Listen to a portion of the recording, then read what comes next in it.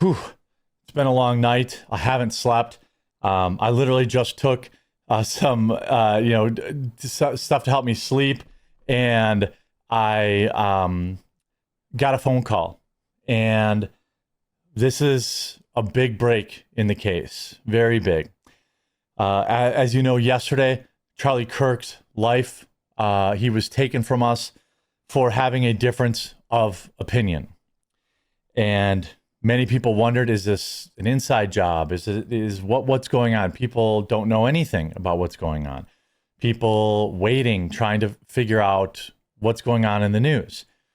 Well, early this morning, an email came in from the Department of Justice, and it came into Steven Crowder's tip line, and he called me early this morning, just as I was maybe ready to fall asleep, and we now know that this was, in fact, ideologically motivated, and it was, in fact, a trans radical.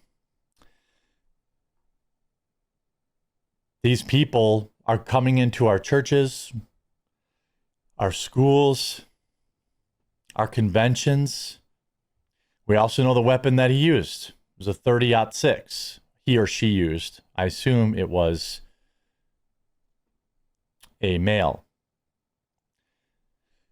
Here's the post from Steven Crowder. All credit to his team. Again, he's the type of guy that can handle these tips. He's got lawyers, he's got all that kind of stuff. And so, who knows if this was ever going to get released to the public. This morning, my team received an email from an officer at the ATF. The email included a screenshot from what appears to be an internal message describing the weapon and cartridges located by the ATF and other law enforcement near the scene of where Charlie Kirk lost his life. Now, what's interesting is I'm guessing they must have left the weapon behind because there was only one shot. People initially said there was no cartridges recovered. That appears to be fake news. Quote, on September 10th, 2025 at 12:24 p.m., conservative political influencer Charlie Kirk was taken from us at Utah University in Orem, Utah. Mr. Kirk was speaking at the university as part of an American comeback tour. Multiple SLC 1 and 3 agents responded immediately.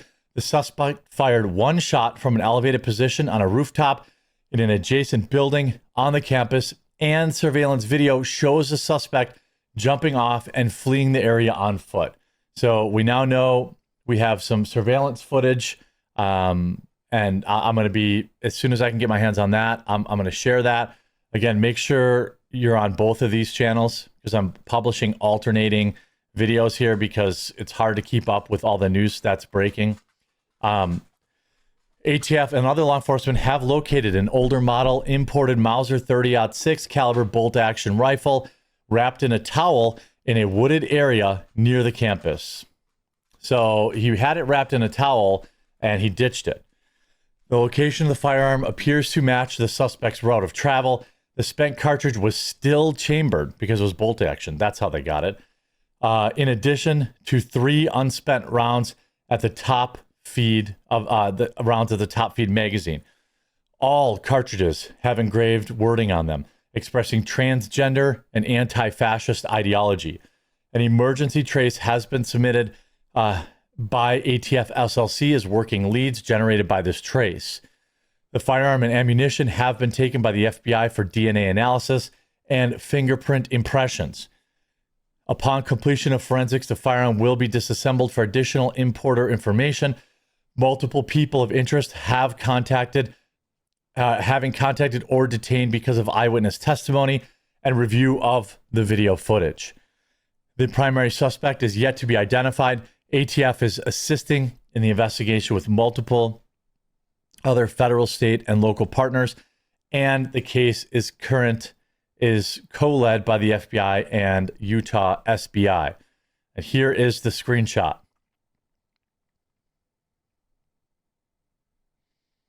You can see it right here. It's real. It's from the Department of Justice, and it was a leftist. We're at war. They take the lives of our children in church. They take the lives of our children in schools. They take the lives of our political leaders, our spiritual leaders. They took a father from his husband, from his 2 young children, as I believe they were on site.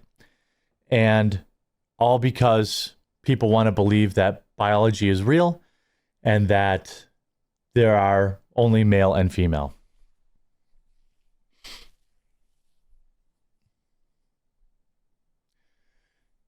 I feel encouraged that they have found the weapon and that they have said there is video footage, that he fled in the woods. They fled in the woods. Again, I'm sure it's a man. The fact that the bullets were inscribed as such generally means that the person who did this wanted them to be found. They wanted to send a message, and that is that you are not allowed to discuss the trans debate. You are not allowed to discuss, biology. You are not allowed any of this.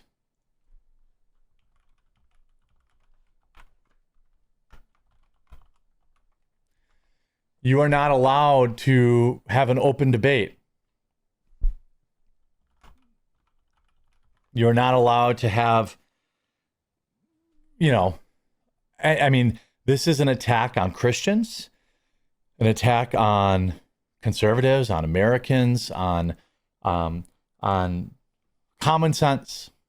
And, right now, my only hope is that they're closer than I know, and that by the time I wake up from a nap, this lunatic should be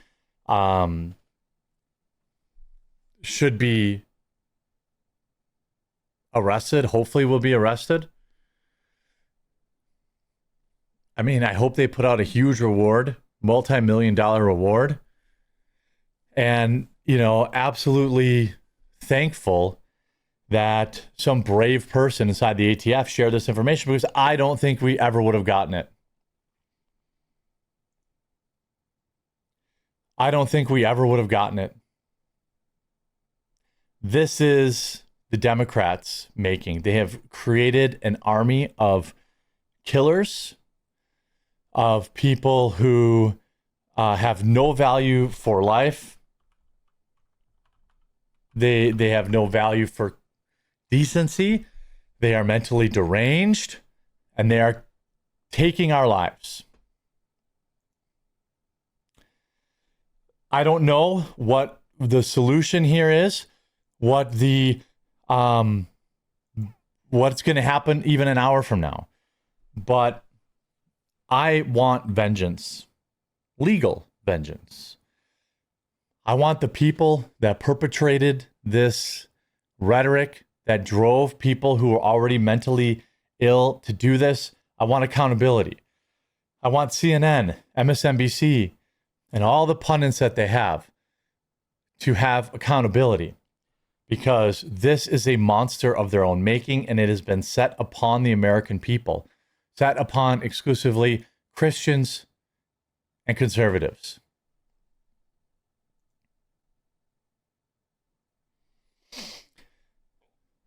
I can only hope, pray that this individual is taken alive, and that we can understand a little bit more about how they were radicalized, where they were trained, how long they had been training, if they were working with other people. Because I now know, it appears that people on the scene may have been working with the shooter.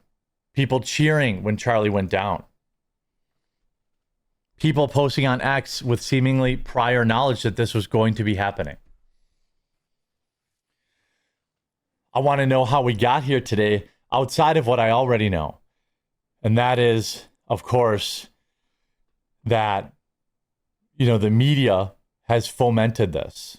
The media has brought this upon Charlie and his family, his wife and his children. The media and their rhetoric has brought this upon the churches and the schools and your children. I'm going to be all over this story. The second I have more information, make sure you turn notifications on because YouTube only sends 2 or 3 a day. I'll be all over this story.